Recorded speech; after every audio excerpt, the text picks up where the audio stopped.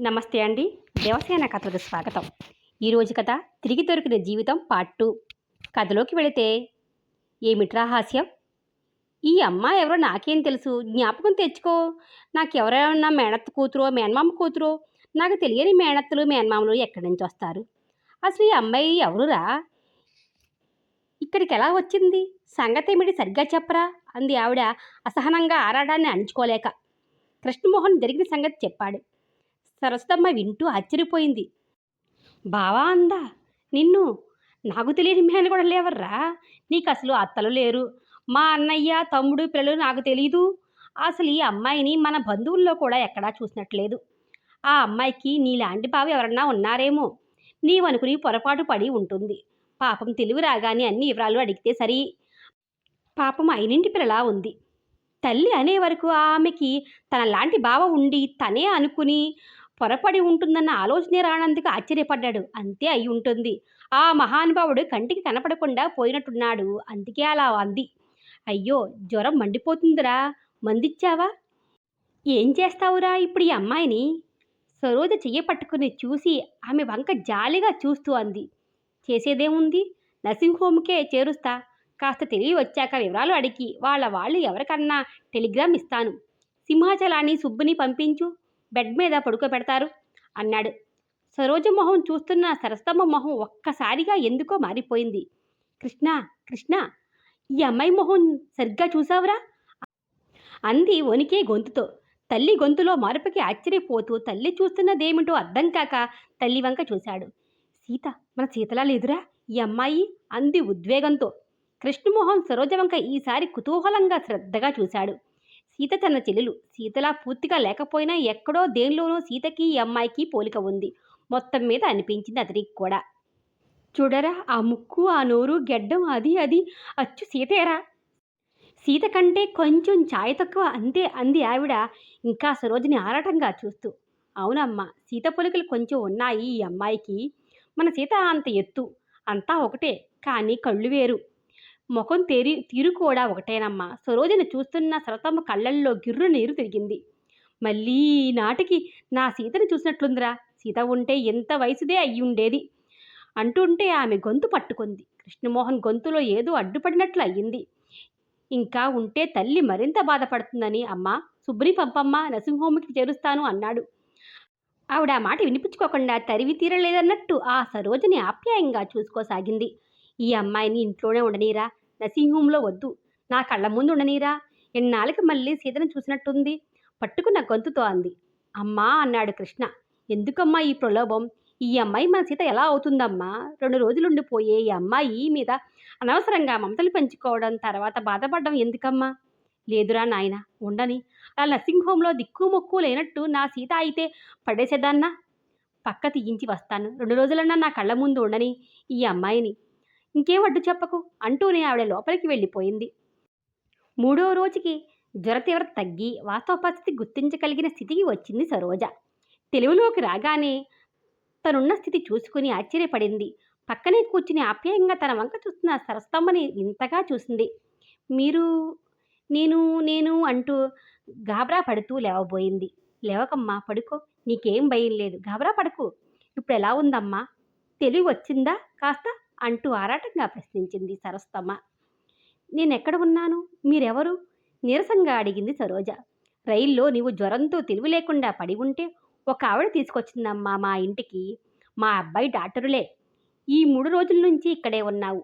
రైల్లో జ్వరం రావడం అది గుర్తుందా అంది సరస్తమ్మ. ఆవిడ చెప్పింది వింటూ ఆశ్చర్యపోతూ తలాడించింది. అవును, రైల్లో జ్వరం. రైలు నుంచి దిగి రిక్షా ఎక్కడం అంతా లీలగా గుర్తు వచ్చింది. కానీ ఇది డాక్టర్ ఇల్లు అయితే వీళ్ళు తనని ఇక్కడ ఎందుకు ఉంచుకున్నారు? అమ్మా, మీ పేషెంట్ ఏమంటుంది, లేచిందా అంటూ కృష్ణమోహన్ లోపలికి వచ్చారు. లేచిందిరా, మనుషుల్లో పడింది, తెలివిగానే ఉంది, జ్వరం తగ్గినట్టుంది, చెమటలు పట్టాయి ఒళ్ళంతా. కాస్త కాఫీనో హార్లిక్సో ఇమ్మంటావా అంది కొడుకుతో. కృష్ణమోహన్ దగ్గరికి రాగానే సరోజ ఆశ్చర్యంగా అతన్ని చూస్తూ బావా బావా అంటూ అస్పష్టంగా గొణికింది. ఆమె పెదాలు వణికాయి, కళ్ళు ఆశ్చర్యంగా చూశాయి. లేవాలని ప్రయత్నిస్తుంటే సరస్తమ్మ లేవనివ్వలేదు. ఏమిటమ్మా మా వాడిని చూసి బావా అంటున్నావు? ఆ రోజు కూడా బావా అంటూ ఏడ్చావట. మీ బావ ఇలా ఉండేవాడా? ఏమయ్యాడు మీ బావ? అసలు నీవెవరమ్మాయివి? అరటంగా అడిగింది సరస్తమ్మ. సరోజ ఇంకా తెల్లపోతూ కృష్ణమోహన్ని చూస్తుంది. బావ కాదు, బావ కాదు. అవును, తను వెర్రి కాకపోతే చచ్చిపోయిన బావ తన కళ్ళతో బావ శవాన్ని చూసిన తను ఇతన్ని బావ అనుకోవడం ఏమిటి? ఏమిటి ఈ వింత? మనిషిని పోలిన మనుషులుంటారంటారు. కానీ ఇంతలా పోలికలు ఎలా సంభవం? ఆమె మొహంలో ఆశ్చర్యాందోళనని గుర్తించి, మీరు నన్ను మీ బావగారు అనుకుని పొరపడ్డారు. కానీ నేను మీ భావన కారని ఇప్పుడైనా గ్రహించారా? ఆ రోజు జ్వరతీవ్రతతో ఒంటి మీద తెలివిలేని మీరు పొరపడ్డారు. కానీ ఇప్పుడే అర్థమవుతుందా నేను మీరు అనుకునే భావన కారని అన్నాడు కృష్ణమోహన్. మీ బావ ఏమయ్యాడు? చచ్చిపోయాడు, చచ్చిపోయాడు గొణికింది సరోజ. తల్లి కొడుకులు మొహాలు చూసుకున్నారు. చచ్చిపోయాడనుకున్న బావని కృష్ణమోహన్ రూపంలో చూసిన సరోజ మనస్థితి గ్రహించి వారిద్దరి మనసులు ఆర్ధమయ్యాయి. ఆ స్థితిలో ఇంకా ఏమన్నా అడిగి అంత నీరస స్థితిలో ఉన్న సరోజని ఉద్రిక్తపరచడం మంచిది కాదనిపించింది. అమ్మాయిని పడుకొని అమ్మా, ఎక్కువ మాట్లాడించుకు. రేపు వాళ్ళెవరో వివరం అడగవచ్చు. జ్వరం తగ్గుతుంది, రేపటికి పూర్తిగా తగ్గవచ్చు. టైఫాయిడ్ ఏమో అని భయపడ్డాను, కానీ కాదు అంటూ సరోజ పల్సుపావి చూసి అక్కడి నుంచి వెళ్ళిపోయాడు కృష్ణమోహన్. ఆరో రోజు పత్యం తినిపించింది సరస్తమ్మ సరోజకి. పత్యం తినిపిస్తూ సరోజ రావడం, కృష్ణమోహన్ని బావా అని కౌగిలించుకుని ఏడవడం, తర్వాత తెలివి తప్పిపోవడం అంతా వివరంగా చెప్పింది. వింటున్న సరోజ మొహం సిగ్గుతో కందింది. ఛా, అంత పిచ్చితనంలో ఎలా ప్రవర్తించింది? అతనేమనుకున్నాడో అనుకుంది. సరస్తమ్మకి కృతజ్ఞతగా ఏదో చెప్పాలని ఆరాటపడింది సరోజ. కానీ ఏం చెబితే, ఎలా చెబితే వాళ్ళ ఈ ఆపద సమయంలో తనని ఆప్తురాలుగా చూసిన దానికి సరిపోతుంది. వీళ్ళే లేకపోతే తన గతి ఏమయ్యేది? ఎవరో చూసి ఏ జనరల్ ఆసుపత్రిలోనో చేర్చేసి ఉండేవారు. దిక్కుముక్కు లేని అనాథలా పడి ఉండేది. తలుచుకుంటే భయంతో ఒళ్ళు జలరించింది సరోజకి. మీరు చేసిన ఈ సహాయానికి నేను మీకు ఏ విధంగానూ కృతజ్ఞత చూపలేనండి, మీరే లేకపోతే భారంగా అంది సరోజ. ముక్కు మొహం ఎరగని నన్ను ఇంట్లో పెట్టుకుని కన్నబిడ్డలాగా సాకారు. నేను మీకు బదులుగా ఏం చేయగలను చెప్పండి? కళ్ళు నీరు తిరిగింది సరోజకి. ఛా, అదేమిటమ్మా, నిన్ను ఇంట్లో పెట్టుకోవడంలో నా స్వార్థం ఉందమ్మా. ఈ వారం రోజులు నిన్ను చూస్తుంటే నాకు కాస్త మనశ్శాంతిగా ఉందమ్మా అంది సరస్తమ్మ. సరోజ అర్థం కానట్టు చూసింది. సరస్తమ్మ కళ్ళు తుడుచుకుంటూ, 6 ఏళ్ల తర్వాత మళ్ళీ నా సీతని చూసినట్టుందమ్మా నిన్ను చూస్తుంటే. సీత? సీత నా కూతురులే అమ్మా. సీతకి నీకు ఎంత పోలికో ఉందో తెలుసా? నిన్ను చూడగానే 6 ఏళ్ల క్రితం మా సీతే గుర్తుకొచ్చింది. నిన్ను అందుకే ఇంట్లో ఉంచుకున్నానమ్మా. నీవు మా సీతలా ఉండడం, మీ బావ మావాడిలా ఉండడం ఎంత విచిత్రమో చూడు. ఎప్పటి రుణానుబంధమో మా ఇంటికి నీవిలా రావడం అంటూ 6 ఏళ్ల క్రితం చచ్చిపోయిన సీత గురించి అంతా చెప్పుకొచ్చింది. 16 ఏళ్లకే నూరేళ్లు నిండిపోయిన కుమార్తె గురించి చెప్తూ ఏడ్చింది సరస్తమ్మ. కృష్ణమోహన్ తర్వాత 6 ఏళ్లకి పుట్టిన సీత. ఇద్దరి సంతానం సరస్తమ్మకి, రంగనాథం గారులకి. సంపదకి లోటులేదు. పిల్లలిద్దరినీ అల్లారు ముద్దుగా పెంచారు. కృష్ణమోహన్ తల్లి పోలిక అయితే సీత తండ్రి పోలిక. అదృష్టవంతులే వారు అనేవారు అంతా.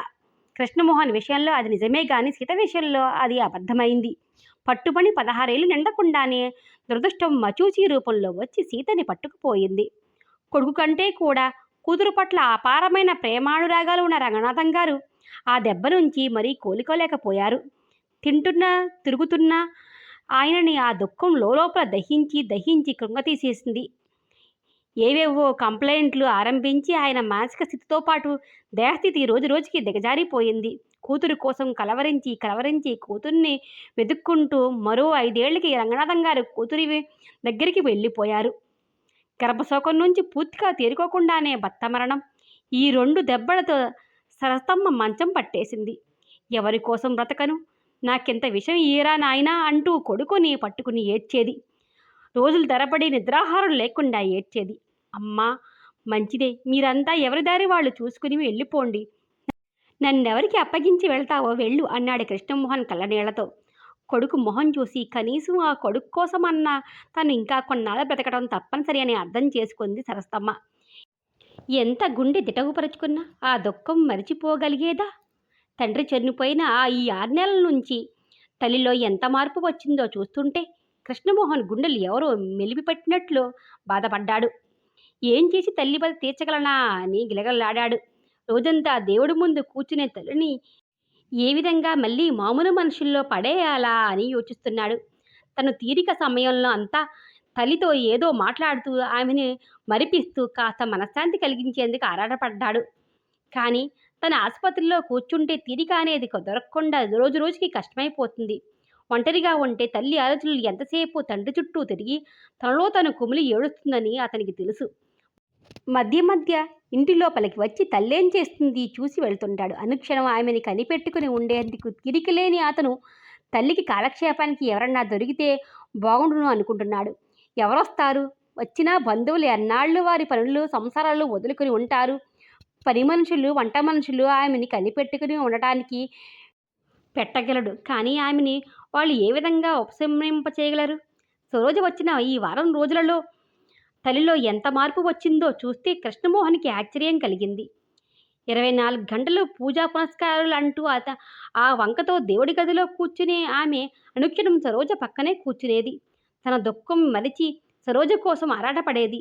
వంటింట్లోకి వెళ్ళడం మానేసిన ఆవిడ స్వయంగా సరోజ కోసం కాఫీ కలిపి పత్యం పెట్టే రోజున దగ్గరుండి వండించి తీసుకొచ్చి స్వయంగా పెట్టింది భోజనం. కొడుకుని 10 సార్లు సరోజ గురించి ఆరాటపడుతూ వచ్చి చూడమని, మందులు సరిగా ఇవ్వమని, ఇంజెక్షన్లు ఇవ్వమని చెప్పేది. 10 సార్లు కృష్ణమోహన్ హెచ్చరించితే రోజు భోజనం ముందు ఏదో తప్పదు బ్రతకడానికి తినాలి అన్నట్టుండే తల్లి తనంతట తాను భోజనానికి కూర్చుని గబగబా భోంచేసేసి సరోజ ఒంటరిగా ఉందంటూ తల్లిలోని మార్పుకి ఆశ్చర్యపోయాడు. మళ్ళీ మామూలు మనుషుల్లో సరోజ ధర్మమా అని పడినందుకు సంతోషించాడు. ఈ వారంలోనే తల్లిలో కాస్త జీవకళ రావడం చూసి ఎంతో ఆనందించాడు. తల్లి ఆనందానికి కారణం ఆయన సరోజ పట్ల అతనికి తెలియకుండానే ఏదో అభిమానం, కృతజ్ఞత చోటు చేసుకున్నాయి. సరోజ ద్వారా నెమ్మదిగా ఆమె ఇంటి విషయాలు, బావ విషయం అన్నీ తెలుసుకుంది సరస్వమ్మ. అదంతా తల్లి ద్వారా విన్న కృష్ణమోహన్కి మరింత సానుభూతి కలిగింది సరోజ పట్ల. సరోజ పూర్తిగా కోలుకుంది. అప్పటికి సరిగా 10 రోజులైంది సరోజ వచ్చి. ఆ తల్లి కొడుకుల ఆదరాభిమానాలకి, శ్రద్ధాశక్తులకు వారు తనకి చేసిన దానికి ఏ విధంగా కృతజ్ఞత చూపాలో అర్థం కాని విషయం అయ్యింది సరోజకి. అవతల తన ఉద్యోగం ఏమైందో, తను అన్న వేళకి రాలేదని మరి ఎవరికైనా ఆ ఉద్యోగం ఇచ్చేశారేమో. ఏమైనా ఈరోజు తను ఇక్కడి నుంచి వెళ్ళిపోవాలి. ఆశ్రమం ఇచ్చారని ఎన్నాళ్ళు ఉండిపోతుంది? సరసమ్మ గారు తను 2-3 సార్లు ఆ పసిడి తెచ్చినా ముందు నీ ఆరోగ్యం చక్కబడని ఆ సంగతి తర్వాత ఆలోచించవచ్చు అంటూ ఆ పసితని ఎత్తితే మధ్యలోనే తుంచేసింది. ఈరోజు ఏమైనా సరే వెళ్ళిపోవాలి. ముక్కు మొహం తెలియని తన మీద వాళ్ళు చూపించే అభిమానం అందుకోవడానికి తనకి సిగ్గుగా ఉంది. సరస్వమ్మ గారి పూజ అయి కృష్ణమోహన్ పలహారం చేస్తుండగా, ఇవాళ నేను ఇంక వెళ్తానండి. అప్పుడే 10 రోజులైంది వచ్చి. నా ఆరోగ్యం పూర్తిగా చక్కబడింది. ఈరోజు వెళ్ళి ఉద్యోగం ఏమయింది చూసుకోవాలి ముందు.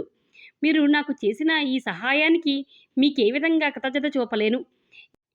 ఇంకా ఉండి మీకు ఇబ్బంది కలిగించలేను. ఇంకా నా తిప్పలు నేను పడతాను అంది. సరస్వమ్మ చొప్పున కొడుకు మొహం వంక చూసింది. ఆవిడ మొహంలో నీడలా మెదిలిన ఆవేదన కృష్ణమోహన్ దృష్టిని దాటిపోలేదు. వెళ్దుగానిలే అమ్మా, ఎందుకని తొందరపడుతున్నావు? నీవు మాకేం బరువు అనుకున్నావా? నిన్ను చూస్తుంటే మళ్ళీ నా చేత ఇంట్లో తిరుగుతున్నంత సంతృప్తిగా ఉంది ఈ 10 రోజులుగా. నీవు వెళ్ళిపోతే? ఆవిడ గొంతు దగ్ధం అయింది. సరోజ ఇబ్బందిగా కృష్ణమోహన్ వంక చూసింది. మీరు వెళ్ళడానికి అంత తొందర ఎందుకు పడుతున్నారు? ఇక్కడ ఉండడం మీకు ఇబ్బందిగా ఉందా? మీరు ఉంటే మా అమ్మ ఎంత సంతోషిస్తుంది. మీరు వచ్చాక ఈ 10 రోజుల్లో ఆమె ఎంతగానో కోలుకుంది. మీలో మా చెల్లిని చూసుకుని ఆవిడ దుఃఖం మరిచిపోతుంది. మీరు ఉద్యోగంలో చేరినా మా ఇంట్లోనే ఉండండి. మిమ్మల్ని ఇవాళ మీ ఆఫీస్కి తీసుకువెళతాను నేను. అపాయింట్మెంట్ ఆర్డరు అది తీసుకుందరు కానీ ఏ హాస్టల్లోనో గది అద్దెకి తీసుకుని ఉండే బదులు మా ఇంట్లోనే ఉండండి. ఒంటరిగా ఉండే ఇబ్బంది మీకుండదు. మా అమ్మ కోరిక తీరుతుంది. ఇక్కడ ఉండిపోనా? అదేమిటి? అలా ఎలా ఉంటాను? మధ్యలోనే అడ్డుకుని ఆశ్చర్యంగా అంది సరోజ. ఏమమ్మా, ఉండడానికి నీకేం అభ్యంతరం? ఉంచుకోవడానికి మాకు లేని అభ్యంతరం నీకెందుకు? నీవెందుకు ఇంత మొహమాట పడుతున్నావు? నీకు తల్లి లేదు, నాకు కూతురు లేదు. నిన్ను కన్నబిడ్డలా చూసుకుంటాను నేను. నీకేలోటు రానియను. సరస్వమ్మ ఆదుర్దాగా సరోజని ఒప్పించడానికి అంది. ఆవిడ చూపే అభిమానానికి, ఆదరానికి సరోజ కళ్ళు చెమర్చాయి. ఆవిడ అభ్యర్థనని కాదని ఎలా అనడమో కూడా తెలియలేదు. కానీ అంతా ఏమనుకుంటారు? మావయ్య అత్తయ్య ఏమంటారో గొనికింది. నీకెందుకు? మావయ్య గారికి మావాడే రాస్తాడు. ఇంకా మిగతా వారు ఎవరేమనుకుంటారు? అనుకుంటే మాత్రం మనకే. ఒరే కృష్ణ, ఇంక సరోజ మాట మనం వినవద్దు. ఇక్కడే ఉంటుంది. ఎక్కడికి వెళ్ళదు. ఆ ఉద్యోగం ఏమిటో సరోజని వెంట తీసుకెళ్ళి చూడు. ఇదిగో నీవింకేం మాట్లాడకు, నాకు అడ్డు చెప్పకు. సరోజని మరో మాట మాట్లాడే అవకాశం ఇయ్యకుండా కొడుకుకి ఆజ్ఞ ఇచ్చేసి ఆవిడ లోపలికి వెళ్ళిపోయింది. సరోజ ఇబ్బందిగా బిడియంగా కృష్ణమోహన్ మొహంలోకి చూసింది. సరోజ వంక చూస్తూ మా అమ్మ మాట అంటే మాటే, తిరుగులేదు అంటూ అదోలా నవ్వాడు. సరోజ సిగ్గుగా మొహం దించుకుంది. అయినా మీరేమిటి అంత మొహమాట పడుతున్నారు? ఈ రోజు నుంచి ఇంక ఇది మీ ఇల్లే అనుకోండి, ఫ్రీగా ఉండండి ప్లీజ్ అన్నాడు అభ్యర్థిస్తున్నట్లు. సరోజ ఏమనగలదు? సారీ సరోజ్ గారు, ఇలా అవుతుందనుకోలేదు నొచ్చుకుంటూ అన్నాడు కృష్ణమోహన్. మీదేం తప్పు? ఇది నా దురదృష్టం.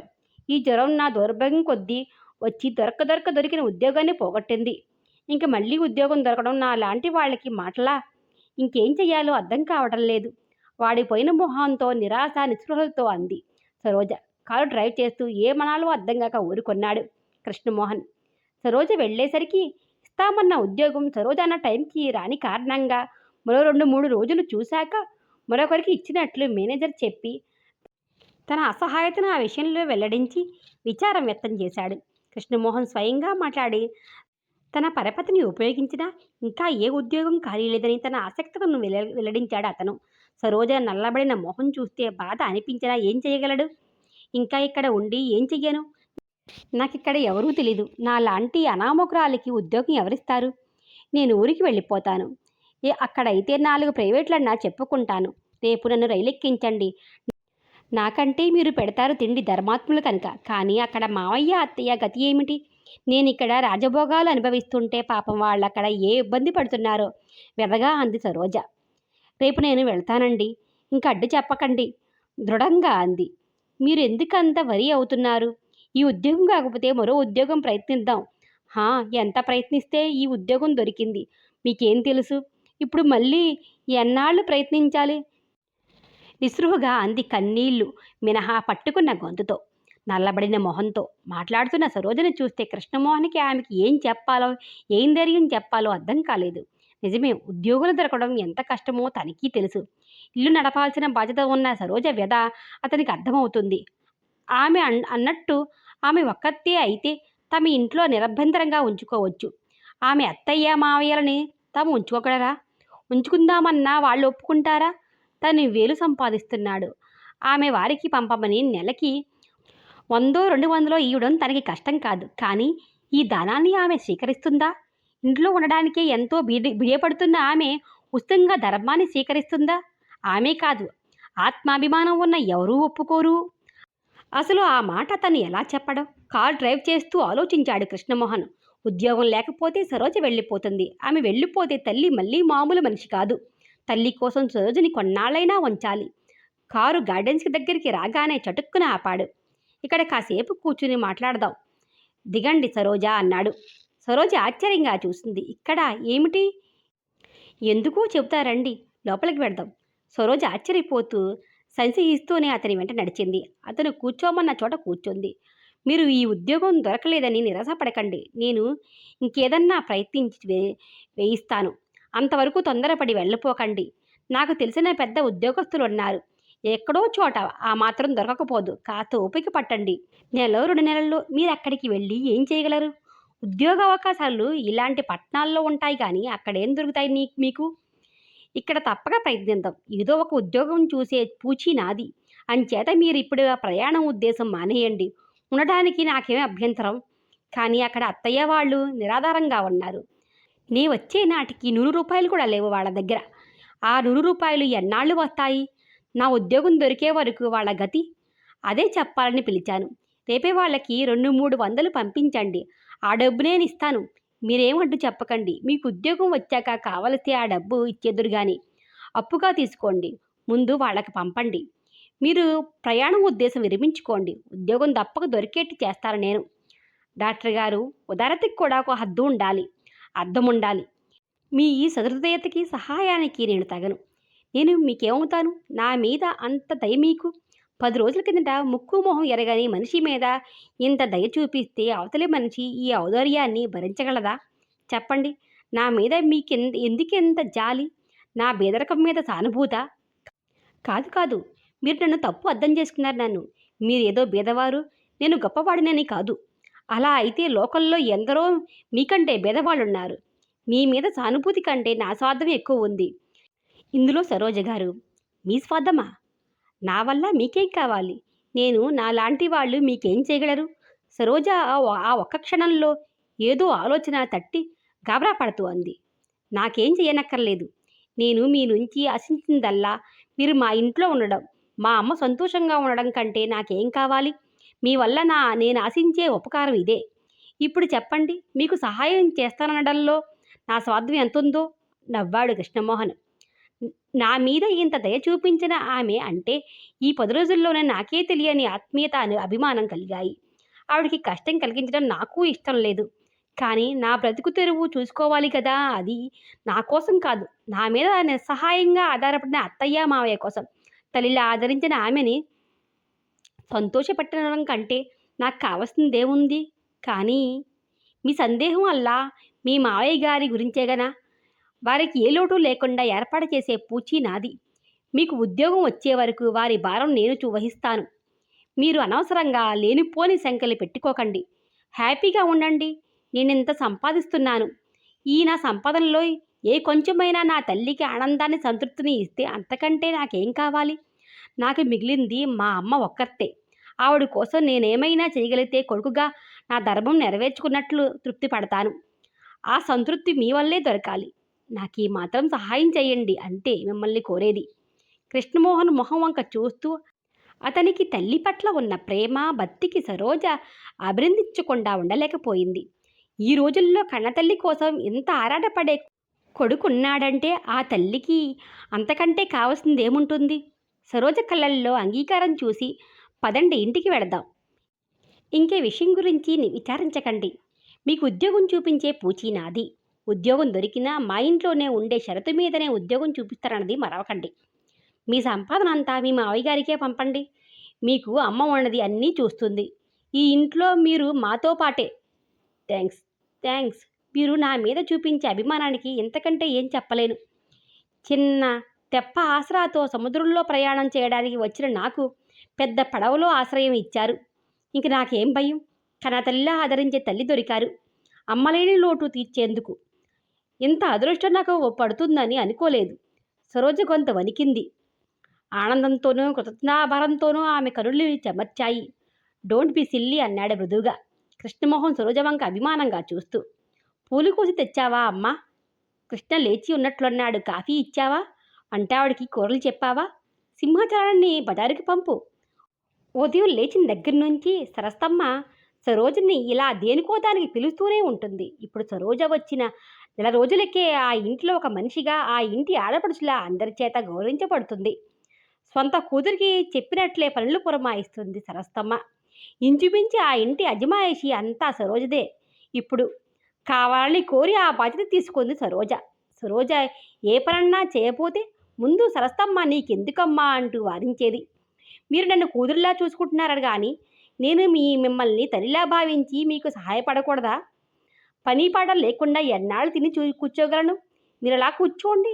ఏం చెయ్యాలో ఒకరోజు చెప్పండి, నేను అన్నీ చేస్తాను అంటూ బలవంతంగా ఆవిడ చేసే పనులు అజమాయిషి తీసుకుంది సరోజ.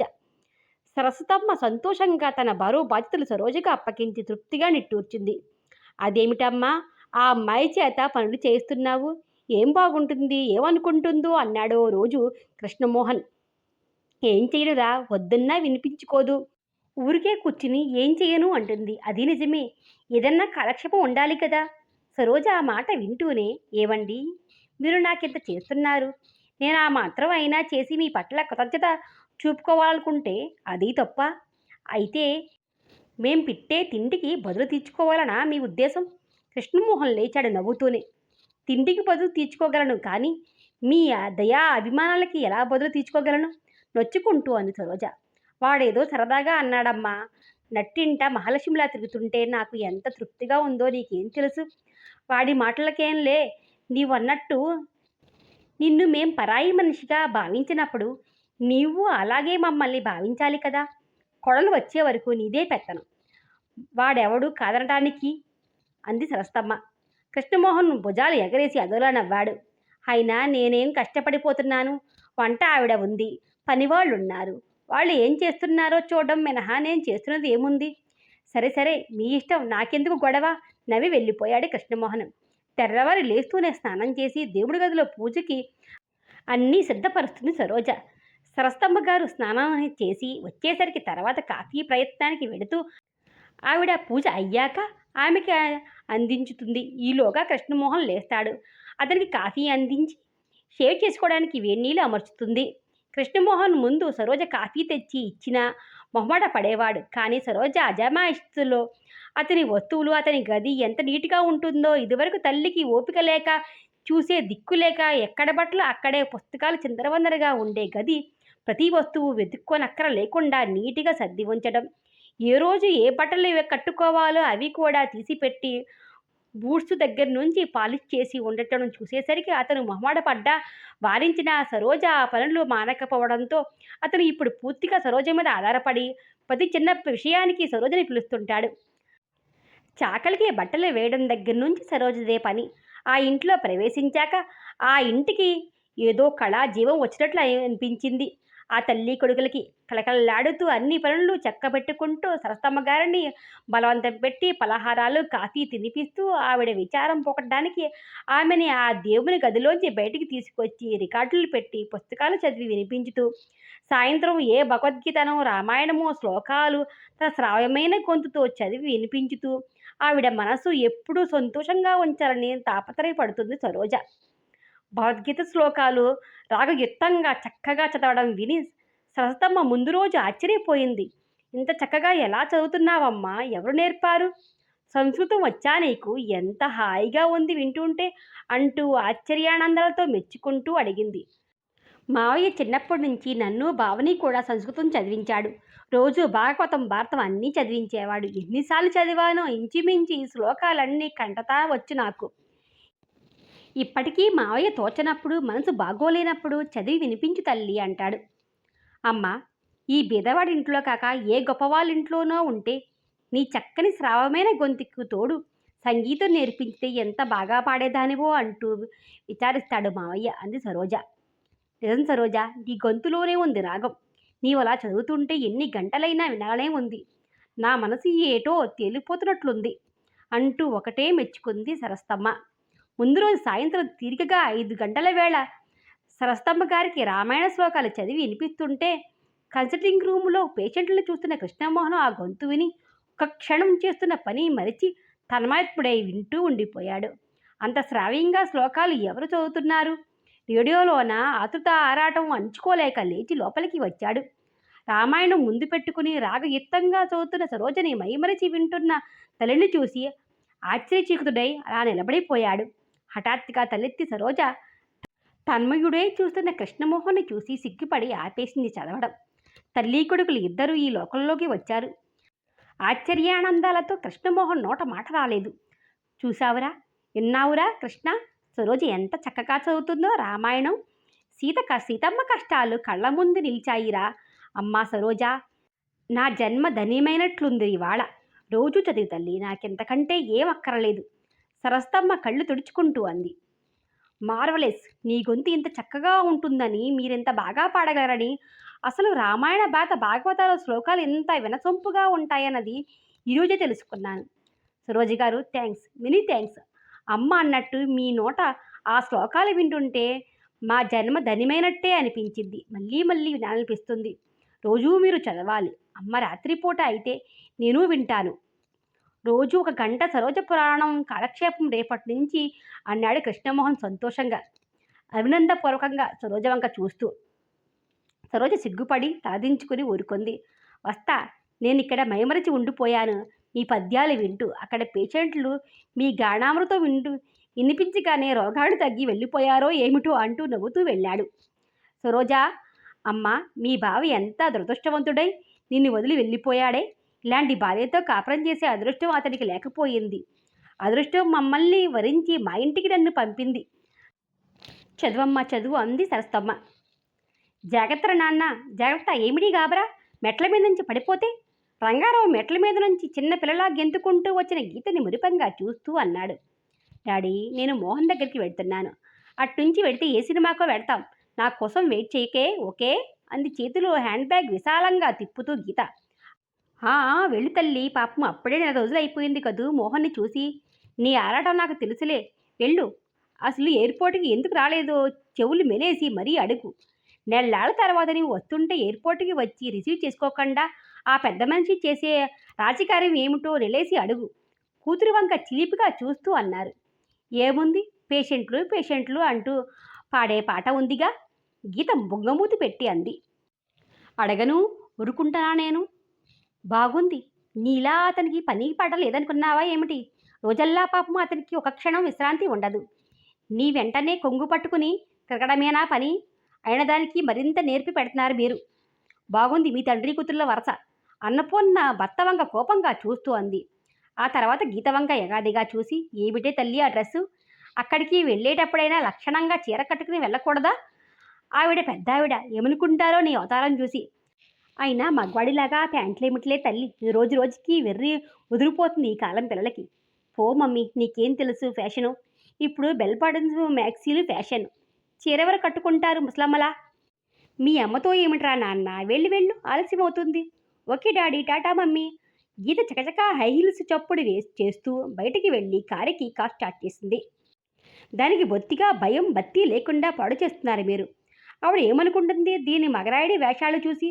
దానికి తెలియలేకపోతే మనం చెప్పాల్సింది పోయి మీరు దాన్ని వెనకేసుకురావడం ఏమిటి? ఒకసారి దెబ్బతిన్నా ఇంకా మీకు బుద్ధి రాలేదు కాబోలు, తీక్షణంగా అంది అన్నపూర్ణ. చాలే చాలే, నోరు మూసుకో. సరదాలు ఇప్పుడు కాకపోతే మరెప్పుడు? బట్టలు వేసుకున్నంత మాత్రాన ఏం తప్పు? అందరి పిల్లలు ఇలాగే వేసుకుంటున్నారు. నీకు తెలియకపోతే ఊరుకో. భార్యని కసురుకుంటూ పేపర్ మొహాన్ని అడ్డు పెట్టుకున్నాడు రంగారావు. హాయ్ మోహన్. సుడిగాలిలో లోపలికి వచ్చిన గీతని చూడగానే ఒక క్షణం కృష్ణమోహన్ కళ్ళల్లోకి వెలుగులు వచ్చింది. హల్లో గీత, వచ్చేసావా? ఇప్పుడే అనుకుంటున్నాను నీ గురించి అన్నాడు సంతోషంగా అద్దం ముందు నిలబడి తలదవ్వుకుంటూ వెనక్కు తిరిగి. అన్నీ అబద్ధాలు. అంత నేను గుర్తుండి ఉంటే ఎయిర్పోర్ట్కే వచ్చేవాడివి. అసలు ఎందుకు రాలేదు చెప్పు? నేను వస్తున్నానని తెలిసి నన్ను రిసీవ్ చేసుకోవడానికి రాలేదు కదూ? గలాలు గుడుస్తూ బొంగమూతి పెట్టి అంది Geetha. Sorry sorry, very sorry. Emergency operation attend కావాల్సి వచ్చింది. ఏం చేయని చెప్పు? ఎంతో ప్రయత్నించాను వద్దామని. సరే, సాయంత్రం పేషెంట్లని పంపాక నేను వద్దామనుకుంటున్నాను. ఈలోగా నువ్వే వచ్చావు. సర్లే, ఈ పేషెంట్లు ఆపరేషన్లు ఎప్పుడు చెప్పే సంజాయిషీలే చెప్తావని నాకు తెలుసు. అది సరే, ఈ పూట ఇంకా పేషెంట్లు అంటూ కూర్చుంటే ఊరుకోను. పద, అలా ఇద్దరం ఎటో తిరిగి వద్దాం. అబ్బా, ఈ 4 రోజులు నీవు కనపడకపోయేసరికి పిచ్చి ఎక్కిందనుకో అంటూ కృష్ణమోహన్ భుజాల మీద తల ఆంచి గోముగా అంది. అసలు ఈ గీత ఎవరు? సరోజ పరిస్థితి ఏమైంది? నెక్స్ట్ పార్ట్లో తెలుసుకుందాం. ఈ కథ కానీ మీకు నచ్చితే లైక్ చేయండి, షేర్ చేయండి. ఈ నవలా విభాగం మీద మీ అభిప్రాయాన్ని కామెంట్ రూపంలో తెలియజేయండి. Thank you, me Devasena.